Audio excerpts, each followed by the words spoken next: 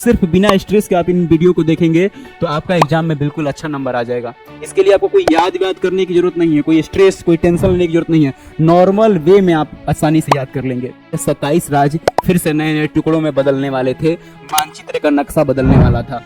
अगर हम इस संस्था से हम लोन मांगने जाएं तो हमें लोन नहीं मिल सकता है। इस संस्था से लोन एक देश मांगेगा, एक बड़े बड़े जायंट्स मांगेंगे। हम इस संस्था से लोन कभी नहीं मांग सकते हैं। नमस्ते, मैं सुमित आपके साथ शेयर करने वाला हूं एक ऐसा क्वेश्चन बैंक जिसमें 2009 से लेकर और 2026 तक के सारे क्वेश्चन क्लियर किए गए हैं। अगर आप इस सभी क्वेश्चन को पढ़ेंगे तो ये क्वेश्चन आपके लिए बहुत इंपॉर्टेंट है। और हर दिन हम लोग 1 से 2 या 3 क्वेश्चन सॉल्व करने वाले हैं और इस क्वेश्चन को ध्यान से देखिएगा, आपको अच्छा लगेगा। ये हमारा पहला क्वेश्चन है। ये क्वेश्चन बैंक का टारगेट का राज्य पुनर्गठन अधिनियम 1956 कब हुआ?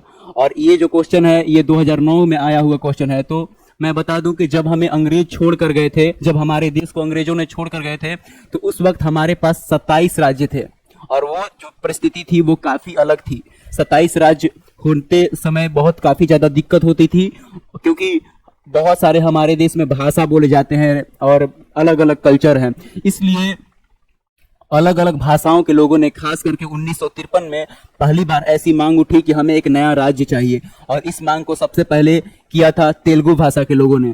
और तेलुगु भाषा के लोगों ने एक मांग करके एक नया राज्य बनाया जिसका नाम रखा गया आंध्र प्रदेश। फिर एक आयोग बनाया गया। भारत सरकार को लगा कि नहीं, इस तरह से काम नहीं चलेगा, हमें राज्यों को फिर से बांटना पड़ेगा। और सरकार ने 1953 में एक आयोग बनाया ताकि राज्यों को फिर से बांटा जा सके। यह 27 राज्य फिर से नए नए टुकड़ों में बदलने वाले थे, मानचित्र का नक्शा बदलने वाला था। और फिर इस अधिनियम को पास करने के बाद, राज्य पुनर्गठन आयोग 1953 को पास करने के बाद, इसके अध्यक्ष जो है फजल अली हैं और इसके सारे सदस्य हैं जिसको आप देख सकते हैं। फिर इस आयोग ने रिपोर्ट दी, सरकार को दी। ये सरकार के उस वक्त मेन बॉडी थे, खास करके राजेंद्र प्रसाद, सरदार वल्लभ भाई पटेल और पंडित जवाहरलाल नेहरू।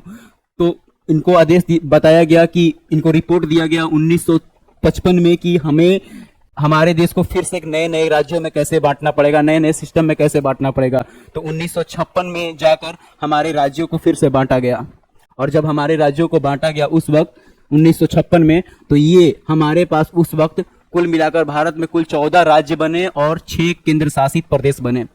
तो इस तरह से अगर आप इस क्वेश्चन को ध्यान से देखेंगे कि राज्य पुनर्गठन अधिनियम 1956 क्या है, तो एक ऐसा अधिनियम है जिसके तहत राज्यों को फिर से बांटा गया।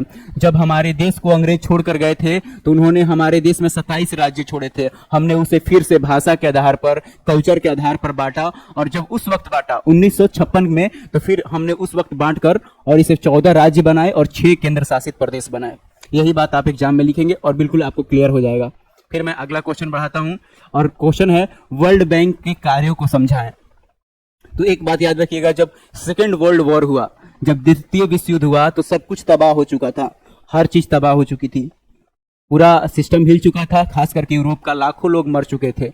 और सबसे ज्यादा पैसा किसके पास चला गया था? अमेरिका के पास। क्योंकि दुनिया में जितने देशों ने हथियार खरीदे तो अपना सारा सोना देकर अमेरिका को दे दिया और फिर वहां से हथियार खरीदे। तो दुनिया में बहुत ज्यादा इन्फ्लुएंस था अमेरिका का।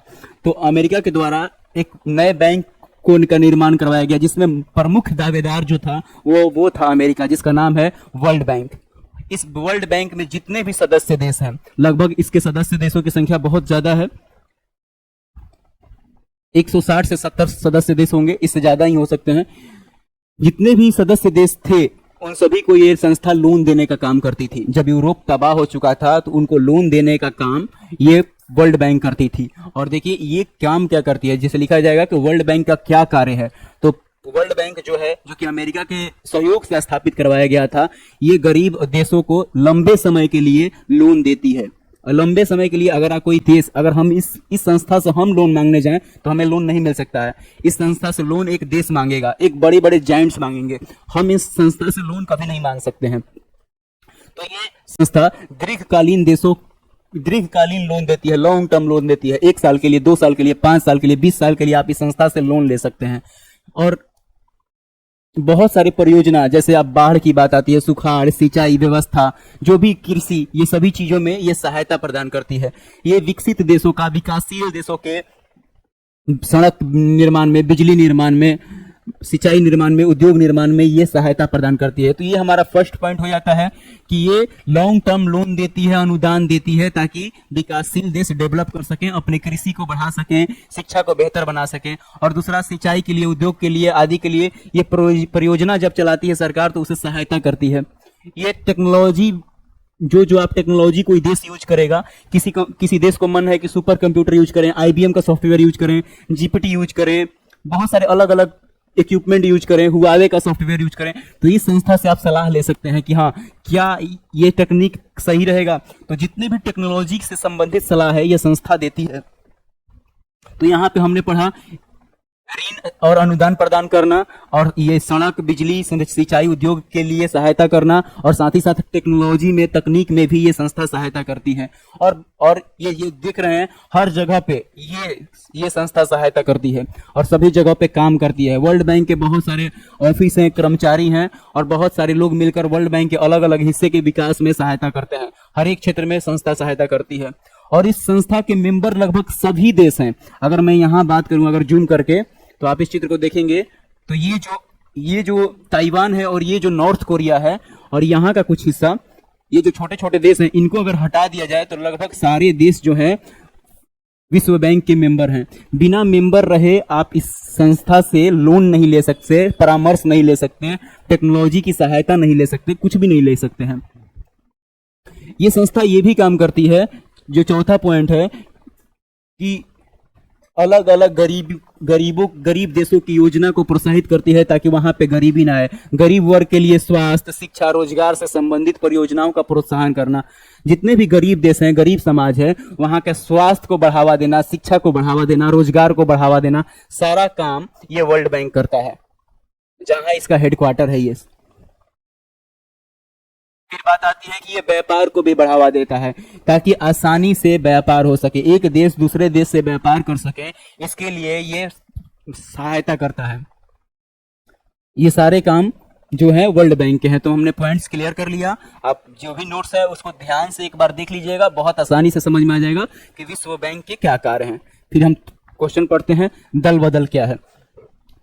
ये क्वेश्चन नंबर 3 है, जो 2009 में भी आया था, 15 में भी आया था, 17 में भी आया था।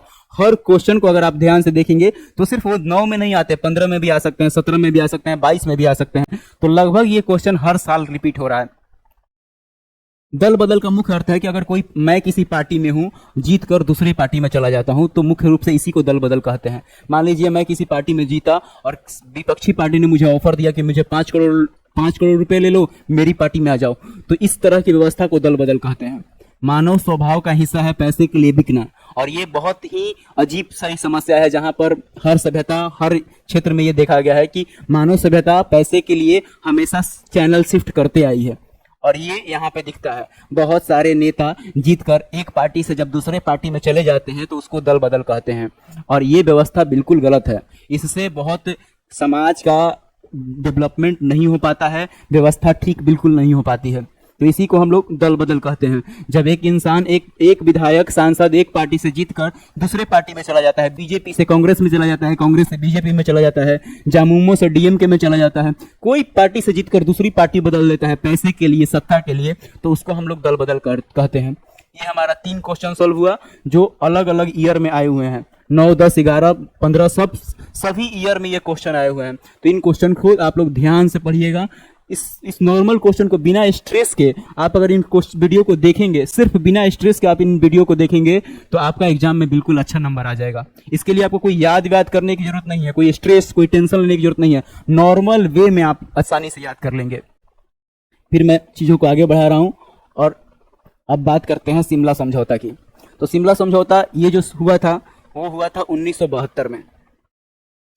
1971 का युद्ध अगर आप जानते हैं तो मतलब कि आप पहले से ही सभी चीज़ों को जानते होंगे। अगर नहीं जानते तो 1971 में भारत और पाकिस्तान के बीच में बहुत बड़ा युद्ध हुआ था, और वो एक युद्ध ऐसा था कि पाकिस्तान का एक हिस्सा टूटकर और एक नया देश बन गया, उसे कहते हैं बांग्लादेश। जैसे मान लेते हैं मान लेते हैं कि भारत का कोई एक हिस्सा टूट के और एक नया देश बन जाए, ये सोचने में बहुत अजीब और दर्द भरा प्रक्रिया लगता है। मान लेते हैं, मैं ऐसा कह रहा हूँ, हमारे साथ कभी ऐसा नहीं होने वाला है, क्योंकि हमारे पास न्यूक्लियर एसेट्स हैं और वॉर में हमेशा न्यूक्लियर कंट्री कभी भी एक दूसरे पर ज़्यादा जवाबदेही प्रक्रिया नहीं करती हैं। तो उसी तरह से जैसे हमारा देश का एक हिस्सा टूट के एक नया देश बन जाए, उसी तरह से उन लोगों के देश में भी एक नया देश टूटकर बना, जिसे हम लोग कहते हैं बांग्लादेश। ये बांग्लादेश का वो हिस्सा है। और जब ये नया देश बना 1971 में, तो बहुत ज़्यादा लड़ाई हुई, काटामारी हुई, और हमने पाकिस्तान से जब युद्ध लड़ा तो हमने 90,000 उसके सैनिक रख लिए, 90,000 सैनिक उसके हमारे कंट्रोल में आ गए। तो उसके बाद 1972 में शिमला समझौता हुआ, जिसमें हमने 90,000 पाकिस्तान के सैनिकों को वापस किया था। ये शिमला समझौता इंदिरा गांधी और जुल्फिकार अली भुट्टो के बीच में हुआ था। ये भारत के प्रधानमंत्री भी थे, और यहाँ भारत की प्रधानमंत्री इंदिरा गांधी हैं और ये जुल्फिकार अली भुट्टो हैं। और इस समझौते में क्या किया गया, इस समझौते में बताया गया मुख्य रूप से कि पाकिस्तान के 90,000 सैनिकों को वापस करेगा और शांति आएगी, स्थिरता आएगी, और अपने एक दूसरे के प्रॉब्लम को आसानी से शांति के साथ बैठकर और सॉल्व करेगा, और कश्मीर का जो मुद्दा है उसे सॉल्व किया जाएगा। ये सारे बातें इस समझौते में हुई। कश्मीर का मुद्दा सॉल्व किया जाएगा, शिमला समझौते में हुआ। भारत पाकिस्तान के 90,000 सैनिकों को विड्रॉल करेगा और एक दूसरे देश के आंतरिक मामले में कोई हस्तक्षेप नहीं करेगा। यहाँ मुख्य बिंदु जो दिए हुए हैं, विवादों का समाधान द्विपक्षीय वार्ता से होगा, मतलब दोनों देश एक दूसरे के साथ मिलकर और प्रॉब्लम सॉल्व करेंगे। कब्जे में किए गए क्षेत्रों को अदला बदली किया जाएगा। जो भी क्षेत्र भारत ने पाकिस्तान का जो भी क्षेत्र कब्जा कर लिया 1971 में, चाहे पाकिस्तान के हिस्से कुछ हमारी जमीन है, फिर उसको एक दूसरे को ट्रांसफर कर दिया जाएगा। एक दूसरे के आंतरिक मामलों में हम लोग हस्तक्षेप नहीं करेंगे, और कश्मीर मुद्दे को धीरे धीरे बैठकर सॉल्व किया जाएगा। ये सारी बातें की गई थी शिमला समझौता में, जो 1972 में हुआ था। डेट याद रखिएगा, 2 जुलाई 1972। और हम ये 4 क्वेश्चन बैंक के हैं। अगर शुरू से लेकर और अंत तक 300 से 350 क्वेश्चन है 2009 से लेकर 2026 के बीच में। उन 350 क्वेश्चन के छोटे छोटे क्लिप को अगर आप ध्यान से देखें बिना स्ट्रेस के, आपका एग्जाम में काफ़ी ज़्यादा लग्जरियस मार्क्स आ जाएगा। तो इसके साथ हम वीडियो को समाप्त करेंगे, और जब हमारा नेक्स्ट पार्ट आएगा, ये जो सेकंड पार्ट, उसमें हम 4 क्वेश्चन और सॉल्व करेंगे। हम ये क्वेश्चन को लंबा नहीं बनाना चाहते, हम चाहते हैं आप एक शॉर्ट्स वीडियो देखिए और हर दिन आप 4 क्वेश्चन ही सॉल्व करिए, और वो आपको आसानी से वो आपको मार्क्स ला दे। तो थैंक यू, और हम फिर एक नए क्वेश्चन के साथ मिलेंगे।